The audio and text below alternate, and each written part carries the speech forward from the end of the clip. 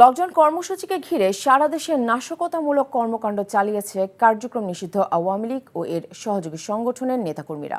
ব্রাহ্মণবাড়িয়ায় গ্রামীণ ব্যাংক এবং গাজীপুর ও সাভারে 3টি বাসে আগুন দেওয়া হয়েছে। নাশকতামূলক কর্মকাণ্ড করার সময় নারায়ণগঞ্জ থেকে নিষিদ্ধ ছাত্রলীগ যুবলীগের 7 নেতাকর্মীকে আটক করেছে পুলিশ। ফরিদপুরে পেট্রোল ও হাত বোমা সহ আটক করা হয়েছে 3 জনকে। বিস্তারিত জীবন আহমেদের ডেস্ক রিপোর্টে।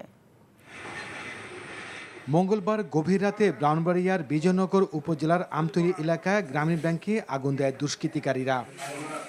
এতে পুড়ে যায় ব্যাংকের ভেতরে থাকা গুরুত্বপূর্ণ কাগজ।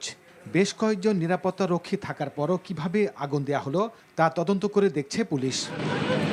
এদিকে বুধবার ভোরে গাজীপুরের ভোগড়া বাইপাসে পেয়ারা বাগান এলাকায় দাঁড়িয়ে থাকা ভিআইপি পরিবহনের একটি বাসে আগুন দেয় দুষ্কৃতিকারীরা। বাসে কেউ না থাকায় হতাহতের কোনো ঘটনা ঘটেনি। ফায়ার সার্ভিসের 2টি ইউনিট এসে আগুন নিয়ন্ত্রণে আনে। একই সময় জেলার শ্রীপুরের বেড়াইদা চালা এলাকায় দাঁড়িয়ে থাকা আরও একটি বাসে আগুন দেয় দুর্বৃত্তরা।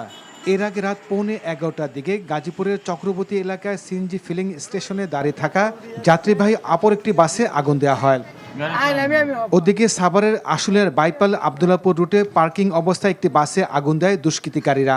বাসটির চালক জানান, হঠাৎ কিছু দুষ্কৃতিকারী মোটরসাইকেল যোগে এসে আগুন দিয়ে পালিয়ে যায়। হঠাৎ করে দুইজন লোক কি জানি ভিতরে দিয়ে আগুন লাগাই দিছে। আমি গাড়ির ভিতরে ঘুমাই রয়েছিলাম, বুঝছেন, জ্বালা দিয়ে লাভ দিছি। প্যান্ট ছিঁড়া, এই যে হাঁটু মাটু ছিঁড়ে গেছে।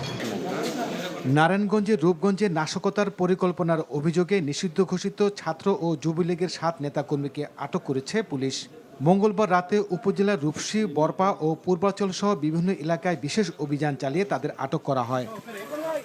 নাশকতার পরিকল্পনার সময় ফরিদপুরের ভাঙ্গা থেকে বিপুল পরিমাণ পেট্রোল ও হাত বোমা সহ 3 জনকে আটক করেছে পুলিশ। উপজেলার ব্রাহ্মণপাড়া গ্রামের টিটু সর্দারের বাড়ি থেকে ওই 3 জনকে আটক করা হয়।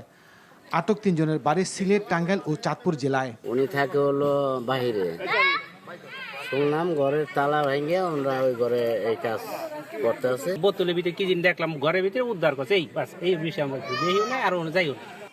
নাশকতার পর সারা দেশে নিরাপত্তা ব্যবস্থা জোরদার সহ অভিযান শুরু করেছে আইনশৃঙ্খলা বাহিনী। জীবন আহমেদ, এনটিভি নিউজ ডেস্ক।